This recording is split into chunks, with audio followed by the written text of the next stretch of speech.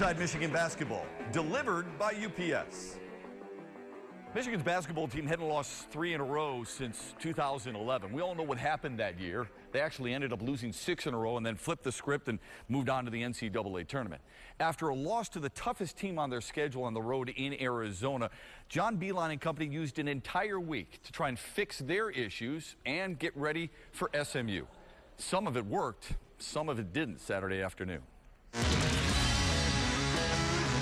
It was a good battle early on at Chrysler Center. SMU leading scorer Nick Moore scored the Mustangs' first 8 points, while Michigan found a better balance with Ricky Doyle inside and Derek Walton outside, helping the Wolverines stay close. LeVert leaves it for Walton, jumps into a triple try. Yes. And that's just good basketball, good all-out hustle. Mark Donnell gave the Wolverines a huge lift off the bench. In his first game as a reserve, Donnell drilled a triple and made a pair of free throws in the opening half. But Moore and SMU's inside game was really difficult to handle. Moore made 4 of his first 5 shots and 3 triples. SMU scored 10 points inside, led by as many as 7 before Zach Irving then caught fire. The Michigan sophomore drilled a pair of threes and led everybody in the first half with 12. They rotated Irving in the corner for 3. Ring it up! So you want Zach Irving has brought his A game, and he's got this crowd into it. It was 30-27 SMU at the break. SMU started the second half on a 9-2 run that included a pretty feed from Moore to Yannick Moreira for the dunk in the middle of the lane. Moreira would score 7 early points and lead the Mustangs on this Saturday afternoon. Michigan, though, would respond with a 9-0 run of their own, keyed by Donnell. He hit a big-time 15-foot jumper with the shot clock winding down, then a huge offensive rebound. And rebounded by Donnell, tugged it down, hit it at 1. They're showing a little intensity out of Mark Donnell. Michigan found some inspiration in that, though. Zach Irving hit a 3. Derek Walton hit 2 from downtown. Bielfeldt hands to LeVert, dead legs his way right side, tosses, squared away. Walton for 3, bang! Derek Walton with another triple in the half. His 3rd triple of the day, and Michigan's in front 48-45. But it was a struggle from there on out. SMU would counterpunch, though, with a 15-0 run, using their inside game, and finish the game on a 17-3 spurt. They would win it, the first ever meeting between the two schools, 62-51. Turned the ball over late. Like you said, we missed shots. The defense was there at times, but you can't win when you turn the ball over like that. Obviously having, 3 losses in our own arena is, it's tough to swallow, but we just got to execute better. We're down the stretch. We showed, a little bit of Michigan basketball, but there's about a 10-minute stretch where we didn't play like us, and that came to hurt us. So the Wolverines in the first ever meeting lose to SMU. You're a club that relies a lot on the threes, but also inside. You didn't quite have that balance. What's the key there? How do you recapture that, Coach? Well, I think when you're not shooting the 3 wells, they'll gap and give you a little bit tougher to get to the basket. And then on the outside, we had some really, really good looks today. You can still win that way, Matt. As I just said in the press conference, you can win that way, but then you can't turn the ball over 14 times. And we just did not have a great take care of the ball well today. And we didn't have, as a result, it's really affects. We're in transition after some turnovers. You don't have a defense for. You give it to them, it's 2-on-1 going the other way. So that was a bigger difference than being able to shoot the ball. But we obviously got to shoot the ball better to have a better chance of winning. At one point down by 10, but you go on that run, and I thought your defense keyed the run that allowed you to take a 48-45 lead. Yeah, and I think we could have done better on that run. We had some really good shots. We had a couple turnovers that really could. We could have gone out by 7 or 8. Now it's a little bit different game, but we'll grow from it, Matt. We have no other choice right now. I think SMU is an upper-level Big Ten team. I think they're one of the top. There would be, if they're in the Big Ten, they would have they'd be a tournament type of team. And so this is what we're going to see when we have Illinois coming in. We got to go to Purdue. We got Penn State, Minnesota. This is what we're going to see. And we got to get better from it because it's a great practice for what's actually going to see in just a couple weeks. You wonder a little bit about how a guy accepts a new role, like Ricky Doyle as a starter and Mark Donnell coming in off the bench. Doyle with his first start, but Donnell coming off the bench for the first time, played really well, played with some fire, and you were looking for that. Right, we were really, Rick, like many young players, Mark's got another gear that he doesn't know he has, and that's the coach's job to get that done. And he came out extremely motivated today. He lost his starting job, and he came out really motivated. Also, what happens is when a player comes off the bench, he's just a little bit different, relaxed when he's lost his starting job. I don't know why it is. There's a magic in it that they come off the bench and they got a little bit, I'm going to show you. Right? And that's good. And that's what coaches do. We try to motivate people a lot of ways. One of the great motivators is to sit on the bench for a little bit. Stay right there. More to come with head coach John Beilein. The Big Ten season is right around the corner, and Illinois is up first. But when we come back, we'll give you our Al Rose Steel Ironman of the Week. Inside Michigan basketball, delivered by UPS. Let UPS put the power of logistics to work for you. Our Al Rose Steel Ironman of the Week, Zach Irvin. Not only did he lead this team in scoring at Arizona in the loss with 14, he also led the way with 17 strong points against SMU on a 6-for-15 night. 10th time that the sophomore from Fishers, Indiana, reached double digits for the Wolverines. He's our Al Rose Steel Ironman of the Week. Yeah, I was able to make some shots today, just staying confident. You know, my coach and teammates keep me confident, and also, you know, just trying to get to the free throw line, just getting back in the rhythm. The Michigan basketball team is one of the youngest teams in America. They average 19.5 years old. One of those young players is Zach Irvin, just a sophomore, but because of the number of games under his belt and the fact that he understands this system, he realizes he has to be a leader on and off the floor. We're a young growing team, only one senior and two juniors. As sophomores, me and Derek got to step up. Just got to be more vocal. Wolverines have co-captains this year. One of them, a junior from Indiana. His name is Spike Albrecht. He joins us to talk about that responsibility and the team's early struggles after this. Originally a swimmer, now more of a basketball player, freshman Ricky Doyle made his first start of his Michigan career Saturday afternoon against SMU. Doyle's still trying to figure this whole thing out. Not just basketball, but life away from home and in a college atmosphere. Patience is key, you know. You have to, I mean, you're not going to learn everything at once. It's step by step, really, you know. I came in, I mean, I didn't know the place too well, you know, but I sat down, I watched film, I had some guys on the team help me, but, you know, now I'm starting to get it. And, you know, even with our, you know, just academic schoolwork, too. You know, we have academics off, you know, and then basketball. It's the same thing, really. You know, you just got to... You got to study the game like how you study your homework for school. You want to get that good grade. You're trying to get that good grade on the court also. Each of the last 3 years, Michigan, one of the youngest teams in the country, they need leadership. And this is a guy who leads this team, Spike Albrecht, a co-captain for this club. What kind of leader are you? How do you describe yourself as a leader? You know, I've always been, you know, a lead by example type of guy. Just go out there, work hard, show my teammates, you know, kind of how it's done. But this year, both, you know, Karis and myself, we've kind of had to step up a little bit more and become more vocal, just having so many young guys. What was it like when you first found out and being named that? You've come a long way to get this type of honor. Yeah, it was definitely, you know, it was a privilege, you know, and a big-time honor, and I was, you know, very thankful for my teammates that they thought of, you know, myself and Karis as captains. But I got to continue to work and get better in that area and, you know, earn it. Do you get a feel for it? Do you know this team well enough where you feel like you know how to lead them? There's one thing being a leader. There's another thing knowing how to lead certain individuals. How long does it take for you to try to marinate that part? You know, it takes a while because you gotta build relationships with people. You got to get to know them. That's one area I can definitely grow in. Just trying to continue to help these guys. But like I said, you got to continue to build relationships and get to know them better. It's not the start that you guys expected, but you've had struggles before since you've been here and realized that you can come out of it. How do you keep young guys positive and believing in themselves when they're in a bit of a rut? Yeah, I think, you know, one thing coaches have been kind of, you know, saying to us is just stick together. Don't worry about any outsiders. Don't let anything distract you.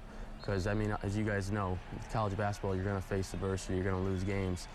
So it's just how you respond and continue to stay upbeat and positive and bring it every day in practice and continue to get better. John Beilein has used a lot of different lineups that includes 2 point guards, Spike Albrecht and Derek Walton at the same time. How much of an adjustment was that for you, and how do you feel like it's gone when you guys are on the floor at the same time? It wasn't really a big adjustment, especially offensively. You know, defensively at times going small, so I'm matched up against bigger guys. But offensively, you know, I think it's just having the experience. We know the offense a little bit better, things like that. But, you know, when I'm out there, I got to do more. I got to, you know, help, you know, contribute more. There might be too many people who feel like this team is defined by its three-point shooting. How do you want this team to be defined in the end? We can't rely on the three, you know, and if we're not hitting, we still got to be able to win the game. You know, one of the main things that Michigan basketball has always been about is playing hard and playing smart. And right now, we just got to continue to develop our IQ as a basketball team. You've played with some NBA players now. Mitch McGary's a good friend of yours. You've played with Tim Hardaway. You played with Trey Burke, Nick Stauskas. Do you still keep in touch with those guys? How closely are you following their careers at the next level? Oh, I follow them, you know, a lot. You know, I talk to them, most of them, you know, at least a few times a week. You know, I was talking to Glenn Stowski the other day. How do you pull this team out of the 6-5 record at the time of taping where it is right now? What is the most important thing you will use in your leadership toolbox to make sure this team gets back on track? You just got to take it one day at a time. You're not going to change, you know, just like in this second half, we weren't going to win it with 1-3. You got to take a possession at a time, day at a time, and just continue to keep your head down and just keep working. It's always good to visit with you. Happy holidays. So thank you. Happy holidays. The women's team with just one game last week. They hosted Canisius, and this game was over shortly after it began. The Wolverines raced out to a 9-0 lead and never looked back. Michigan's defense was suffocating and created 21 turnovers. They also out-rebounded the Golden Griffins 47-26. Michigan led by as many as 40 points, with senior Saisha Gori finishing with 15 points and 11 rebounds. Freshman Caitlin Flaherty continues to lead the team in scoring. She added 18 points on this Friday night. 79-43, the final from Chrysler Center, ending a 2-game losing streak. The Big Ten season begins in Madison, Wisconsin, December 28th, as Michigan takes on the Badgers. One of the cool things about being a student athlete is the notoriety, the recognition. One of the more challenging things is the mental state. It's tough when you've got to stay on campus and everybody else goes home for the holidays to visit friends and family. Knowing that's the case, women's head basketball coach Kim Barnes-Arico had a Christmas party at her house, and our own Sarah Van Meter was invited. For these Wolverines, the holiday season means spending even more time together, and that's a good thing. After all, this group already spent Thanksgiving together on the road in Puerto Rico. When I do go into players' homes, I think their families really feel that special connection when they know that their children can come to our house and be a part of a family. And when I also feel it for my children when they have an opportunity to be surrounded by our team. Our players are such great role models. They're great students, they're great people, they're great basketball players, but above all else, they have great character. And anytime my 3 children can be surrounded by them, it's great for me as well. So our relationships are give and take. They're great kids to be around. I want them to feel a little piece of home, but they also give me a tremendous amount and my family a tremendous amount. After dinner, it was time for Secret Santa. I love spending time with my teammates and my Michigan family, but being able to spend holidays with them too is really special. We got to spend Thanksgiving together, Christmas party tonight, and just reminds me how blessed I am to have a family like I do here. Thanks for being such a good leader, and you're someone I can really look up to regardless of what the situation is, whether it's in school or basketball. Everyone's away from home, even the coaches, the players, and the staff, so just doing things like this, just coming over to Coach House is just fun. It reminds you of home, and then it keeps your mind off of just not being with your regular family. You know you have a family here, so it's just a good feeling. Danielle Williams picked my name, and I got socks and a beanie. So I picked Maria, and I mean, I did pretty well. I would say I got her spot on, but she didn't know I had her. But I mean, we spent all this time together. I knew what to get her. My person was Paige. Paige, my classmate, and I love Paige. She got me a hat. She knows I love wearing hats, and I'm from California, so I'm always cold, so the hat is great.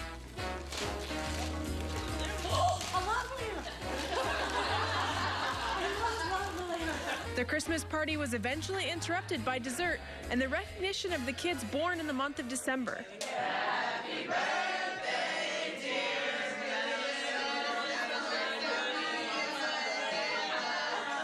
Happy birthday to you. Just being able to celebrate with the people that you spend the most time with and that you love as if they're family, it's like no other. And it's really nice to just have that spirit of presents, Secret Santa, you know, seeing who get what and who had who. And it's always a great time anytime we come together and just spend time together as a team off the court. It's really nice. The love these kids show each other and their coaches is genuine, and that's part of what makes this program special, especially when many of these players are so far away from their families. We really emphasize, and our program really emphasizes, and the University of Michigan, first and foremost, emphasizes the team, the team, the team. So it's all about sacrificing for Michigan, sacrificing for the team, and really feeling like you're part of something bigger than yourself. And I think everybody that comes to Michigan has that sense of pride, that sense of tradition, and our kids really feel that and believe in that and buy into that and connect to that. And I think our seniors do a great job of setting that example for the younger kids. So when they come to the University of Michigan, they come to be part of something bigger than themselves. Another reason why playing at Michigan is so special, you don't just have the family when you go home, you have a second family right here in Ann Arbor. For Inside Michigan Basketball, I'm Sarah Van Meter. The official bottled water of the Michigan Wolverines.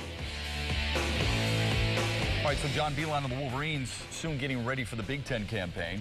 We know that this team a year ago started 6-4, and it was a little different feel than maybe this 6-5 start. But overall, as your team gets ready for conference play, and I know you have one more non-conference game left, the rigors of the Big Ten, do you think they're ready for it yet? Oh, based on today, no. We got to get a whole lot better before then, and we don't have as much time as people would think. We have a practice, play Coppin State, and then we're going to have 3 practices before Illinois, and then it just starts. So we're going to have to do what we can. We got to rely on having really good kids of high character that will see it, won't point fingers, will just get better through it, and we'll grow from it. But right now, scoring points is an issue. Our defense was a little better today, but it's going to be hard. And if we go into the Big Ten, you better come to defend, and you better make shots, or you're going to go home with a loss. Zach Irvin, 17 points for your guys. He's got that mentality, doesn't he? Even if my shot's not falling early on, I'm going to keep shooting until I find it. We want all our guys to be hunters, but they're different. They're hunting different games sometimes, and you know we certainly want him to shoot it when he's open, pass it when he's not.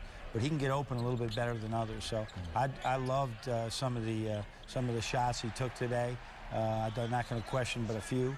And you know he's going to make more than that. I see it happen. I see his arc is improving. He'd flattened out a little bit on himself and on the team. So he's got to get a little bit more arc. I saw some of those today. I know you're always a guy who wants to concentrate on rebounding too. SMU's a really long club. Can you find a way to hammer that glass a little bit more, even though some of those guys look like they're in pretty good position, and sometimes that rebound just doesn't always go? Well, what happens, Matt, is we're in rotations. They used a lot of ball screen. You're hedging on the ball screen, so now your big is away, their big is come. Somebody boxes out the big, but somebody's crashing from the weak side of the guy that was boxing out. So sometimes it's just not a matter of, hey, did you box out? They're really 5-on-4. So what's your choice? Well, you got the ball screen and not hedge it, and then Moore's going down the lane scoring baskets. So those rotational blockouts are really hard to get sometimes, and sometimes the numbers actually favor the offense. Time now for Coffee with the Coach, presented by Tim Hortons. Steve from Dexter, Coach, wants to know, with the holiday schedule the way it is, do your guys get a short Christmas break before the Big Ten campaign begins? We'll have a very short break. We play Coppin State on Monday. Our guys, if they are parents are driving them, they're allowed to leave that night. The next day, they won't be able to catch any flights. They'll get out of here. And then we schedule practice on the 26th as late as we can, 8 p.m. So our guys will lift. So they get through. They'll be home the 23rd, and they'll be home the 24th, and they'll be home the 25th, which is huge for us. And then the 26th, we're back practicing. And then the next thing we know, it will be March. So it will be good. It'll be good. Our kids, and I sense that a little bit, especially with our young guys.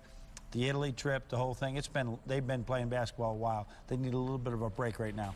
It's amazing how quick the non-conference portion goes, and Big Ten season is right around. Thanks, Coach. Happy holidays to you and yours. We always appreciate it. Steve, thanks for the question on Coffee with the Coach. Thanks to you for watching this edition of Inside Michigan Basketball. We invite you back next week where we talk about Michigan and the Big Ten. It is here, and Michigan begins with Illinois. Until then, happy holidays, everybody, and go Blue.